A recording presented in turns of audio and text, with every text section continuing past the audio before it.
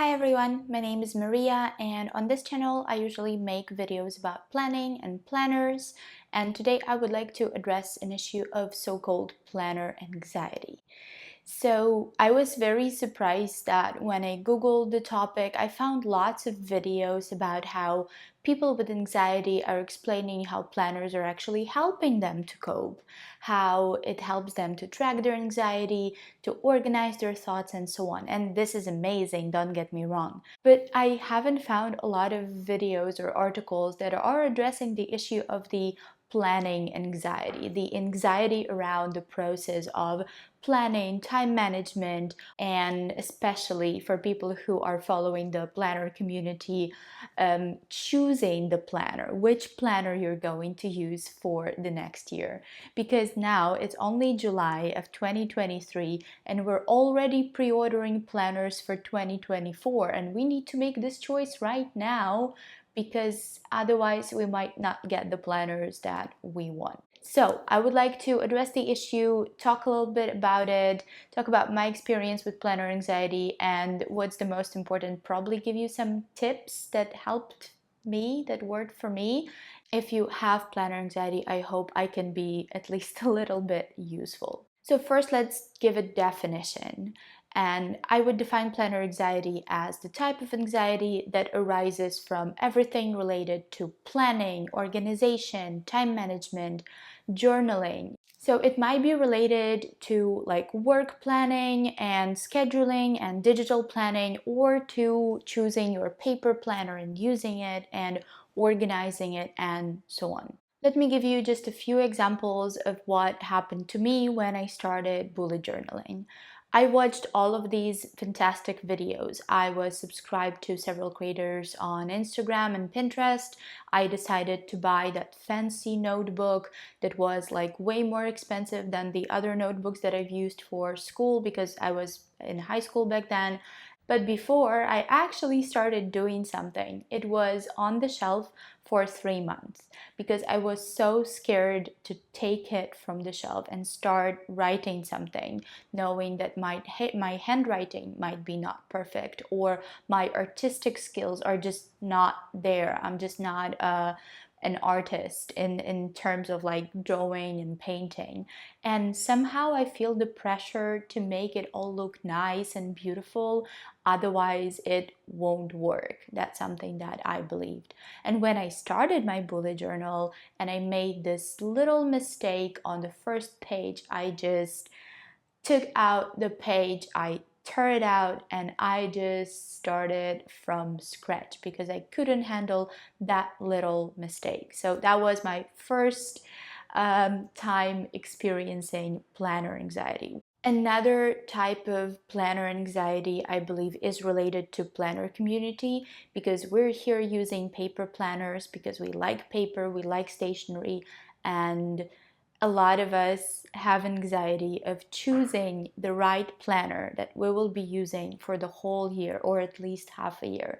And I think here comes the anxiety of choice, making the wrong choice or making the choice that was probably influenced by someone and that is not going to work for us, or making a choice and ordering some very expensive planner and that not using it and so on.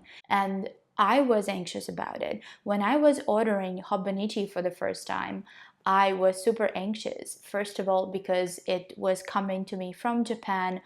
I was afraid they're gonna lose it because it took, I think, 2 weeks to deliver. I was in Ukraine back then, back home, and then it was expensive, and I ordered from the official website, and then the delivery cost as much, even more than the planner. And then it arrived, and I realized that quotes at the bottom of pages are annoying, or the colors are annoying. So I just bought this planner that I wanted to use for the whole year, and I'm not the huge fan of it. So what do I do? Do I give it up? Do I keep using it?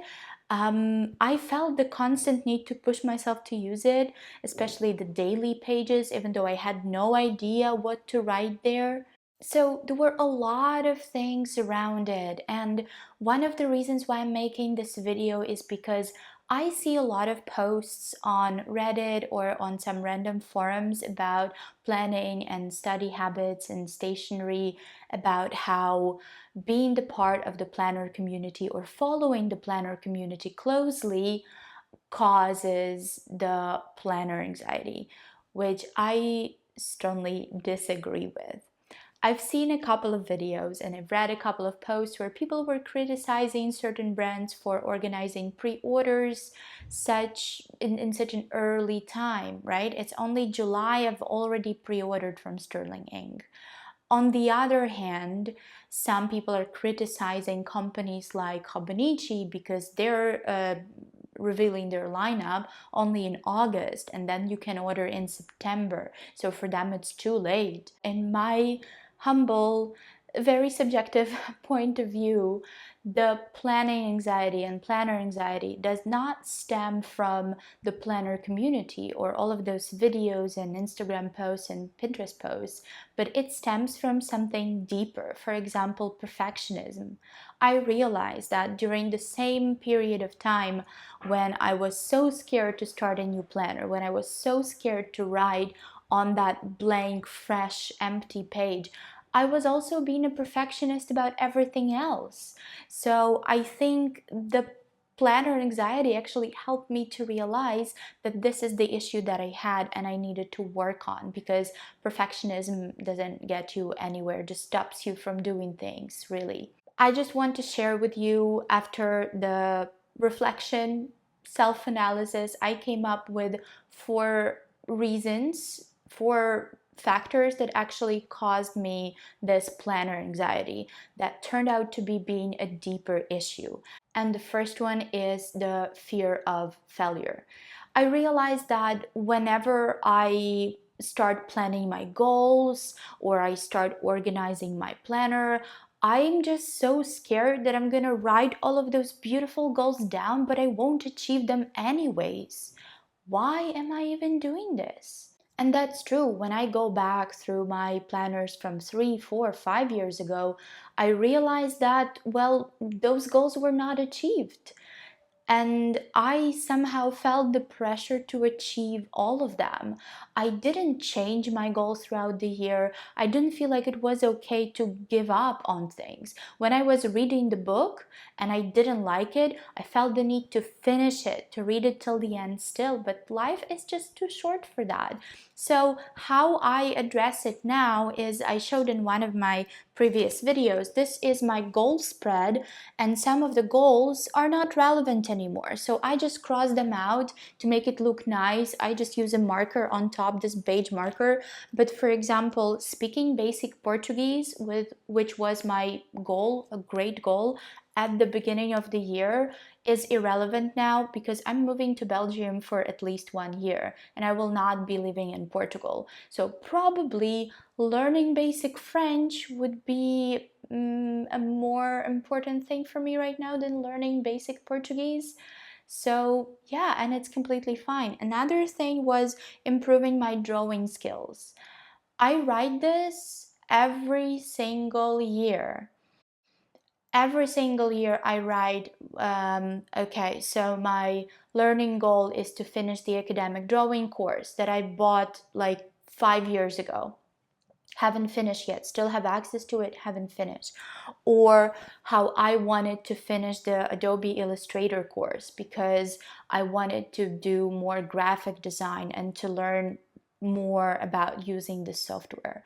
But when you keep writing the same goal for 5 years and you're not achieving it, even halfway, I haven't even started that course. Like probably I did like lesson 1, but that was it. But I keep carrying the markers and the pencils and watercolors around me throughout 4 countries that I've changed so far, and it's just insane. And probably the universe is trying to tell me that I will never do this. At least, well, not for now. Maybe in a year, maybe in 5 years, one day I will decide, hey, I really want to draw now. I really want to do this.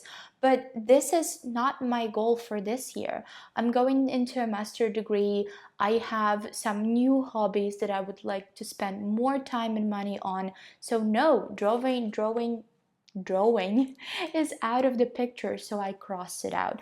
So I think my point here is that if you feel the need to achieve everything that you wrote down because otherwise you feel anxious, first of all, that's me. Hello, you're not alone. But I think it's okay to give up on goals. I think it's okay to cross things out and just to tell yourself, well, I don't need this anymore. At least not for now. Maybe one day, but not today. And it's fine. The second thing that causes a lot of planner anxiety is the fear of missing out, which is related to the difficulty of making choices.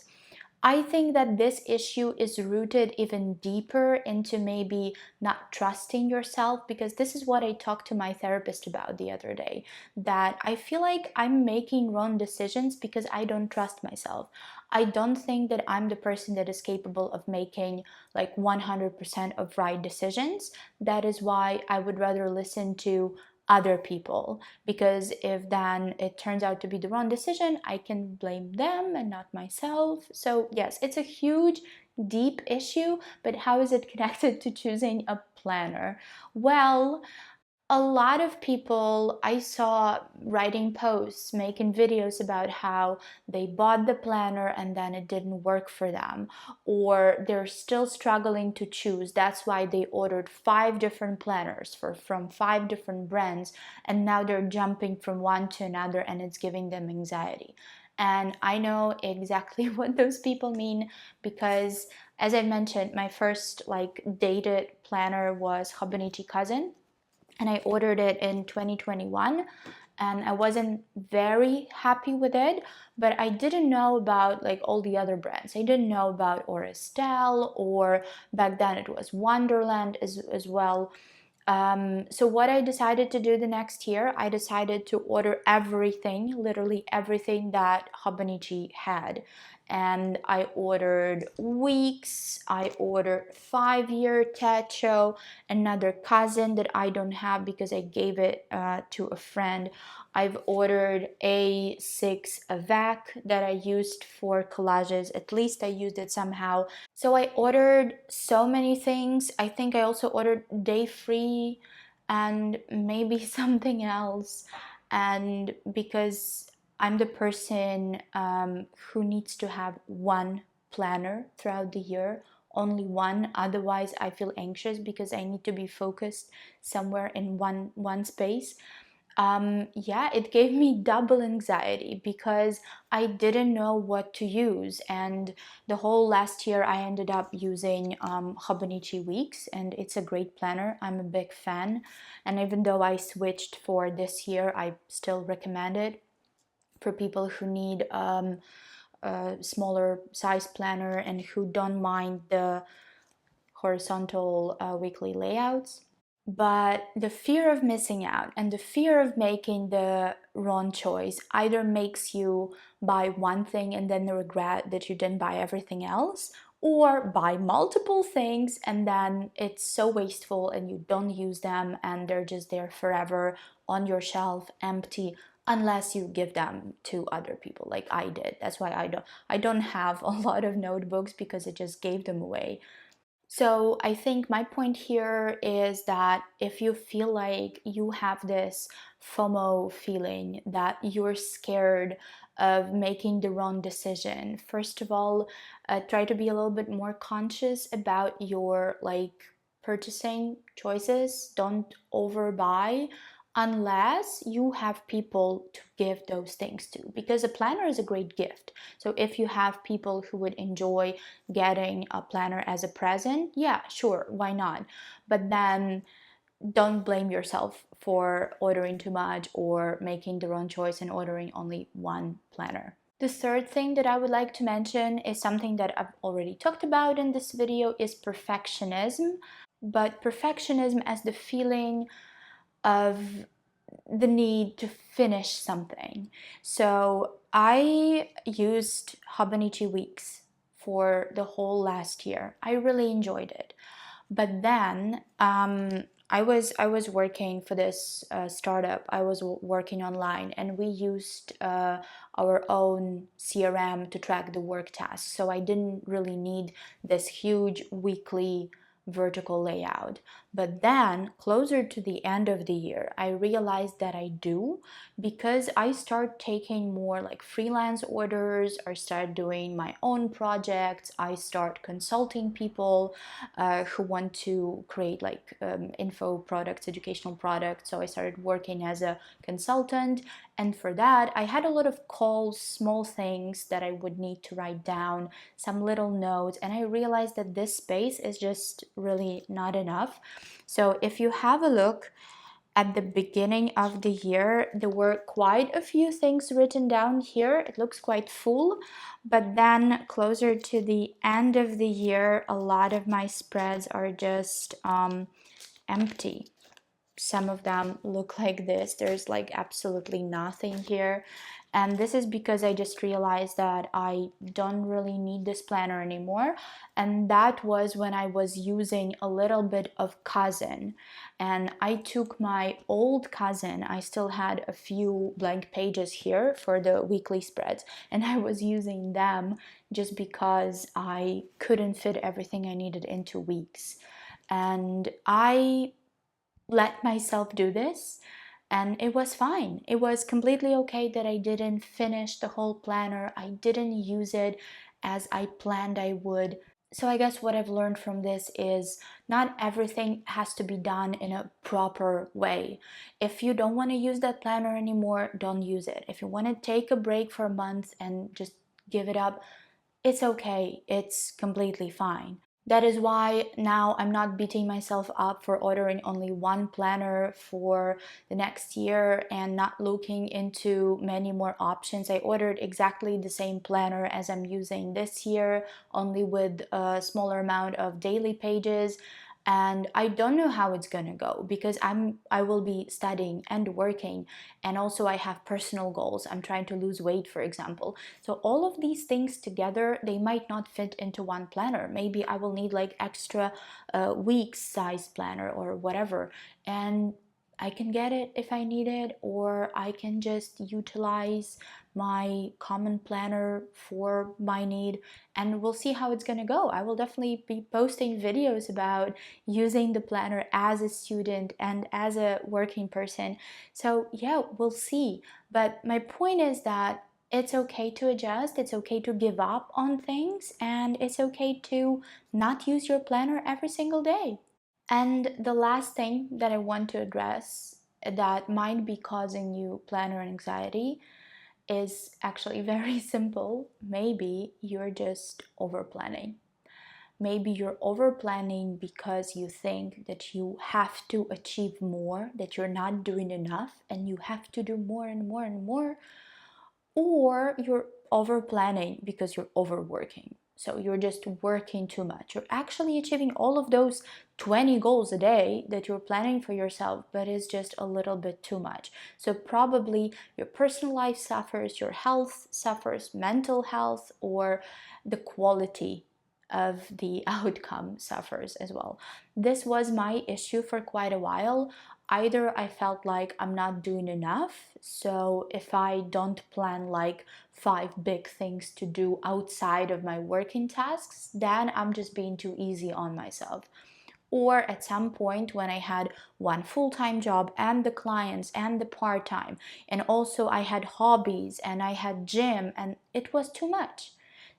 I only have 24 hours. Every single person has only 24 hours in a day, and that's it. So maybe the deeper issue that you might want to look into is how much you're actually doing, how much you're actually working, and what is objectively enough for you.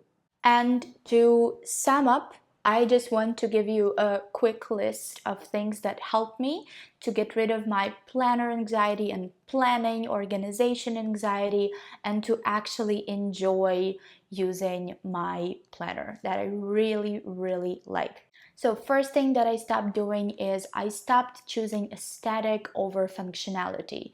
I know that bullet journaling community is all about being artistic, but I'm not that good at drawing or lettering or things like that. So what I'm doing, I'm just buying stickers. If I want to decorate my planner, I'm buying stickers that were created by talented people, artists, and I just stick them into my planner and it looks good. It does not require me any extra effort or extra time to decorate it. I really enjoy the process of decorating, and yeah, I have nothing to complain. But if you don't like to decorate your planner, if you like minimalistic layout because you feel overwhelmed or distracted by the colors, it's fine too. Like, do you, and don't choose the aesthetic over functionality. Remember, your planner is supposed to make your life easier, not harder. The second thing that I stopped doing, and it's related to the first thing actually, is spending too much time on my planner. Because before that, even before I had a YouTube channel, I could sit for hours and hours planning the colors and measuring and cutting and drawing, and it was just too much. Now, even with the videos and everything, it doesn't take me a very long time to organize myself, to decorate, and to plan. So I'm very happy about it. Another thing that I stopped doing is making things work if they clearly don't. And a good example of this is the monthly spreads. I've already showed in a couple of videos that I don't use my monthly spreads as monthly spreads, and I use them as collections, list of things. For example, I showed you a couple, the movies, yeah, all movies that I watched this year so far. I have books, because I don't know how to use monthlies. They don't work for me. Maybe when I start my studies, I will need to use monthly spreads. Probably I will. But at this point, I have no idea what to do with them. So I stopped trying to make them work, and I just organize them in a different way. And I know a lot of people don't like weeklies. For me, weeklies are the most important and useful spreads, but some people say, hey, we have no idea what to do with them. Same as I don't know what to do with my dailies, but I figured it out and I stopped doing what everybody's doing. I stopped trying my best to like plan my monthlies and use my dailies that other people do. So if you hate weekly spreads, use them for something else. Make lists, decorate them, just use them as note paper. Like it's fine. So if things don't work, they don't. Thing number 4 that I stopped doing, and I don't think it has a lot to do with planning. I think it's like a overall advice for everyone, is to stop comparing yourself to the others. I've mentioned, I think, somewhere in the video that I went for a 10 days Vipassana silent meditation course. And when they finally told us why it is a silent meditation course, why we weren't allowed to talk to each other for 10 days, it was really eye-opening, because we were listening to this lecture, one of the last lectures, and they said, hey, we are not stopping you from talking to torture you, not because it gives you some extra spiritual, I don't know, power.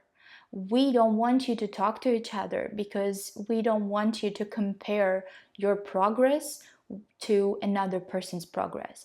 And you know what happened the last day when we were allowed to talk to each other? We were asking each other things like, oh, how was it for you? Did you feel that? Could you sit for an hour without moving? So that sensation that the teacher was talking about, did you actually feel it? Oh, but I didn't. And you start feeling bad about yourself, or you start feeling better than the others. So I think that's a great advice really for everything.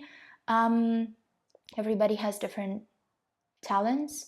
If a person can draw beautiful images on their spreads, it means that that person spent some time and effort learning how to do that, while you chose to spend that amount of time learning how to do something else, speaking a foreign language, cooking a difficult dish, learning a skill, working, earning more money. So anything else, you also had time, but you just made a different choice.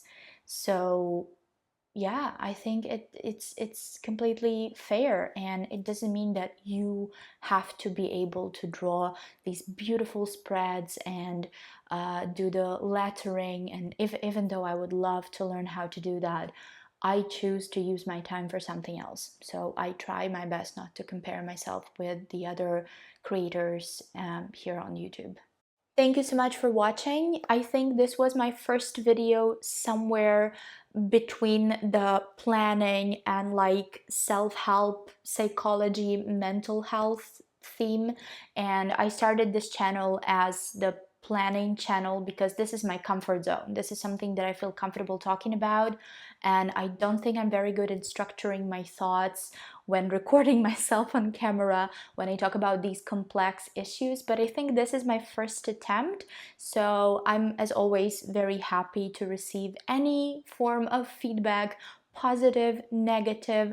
I love negative, constructive feedback, just so you know. So if you have something to say, if you have any comments about this type of content, then please just write to me something in the comments, and I will try to make more videos like that talking about certain issues, maybe finally record the video about the silent meditation course that I've mentioned, because I think this was like one of the best experiences in my life. So yeah, just let me know please in the comments if you like this video, or if you didn't like it, then why, and why do you think I should or shouldn't talk about things like this. Have an amazing day.